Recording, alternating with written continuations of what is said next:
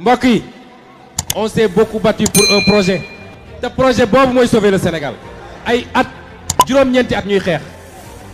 joxuñu nit xaalis. salaamaaleykum sama gars yi ci gaalu loo coy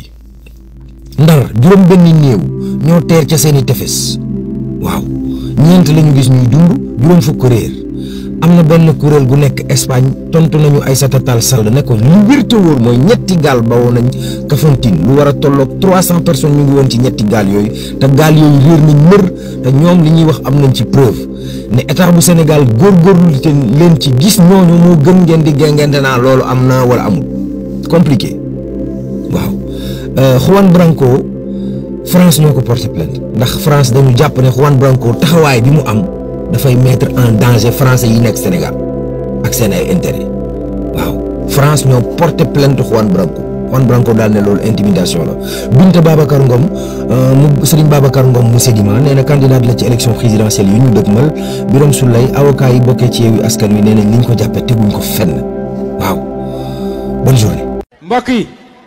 on s'est beaucoup battu pour un projet te projet boobu mooy sauver le Sénégal ay at juróom-ñeenti at ñuy xeex joxuñu nit xaalis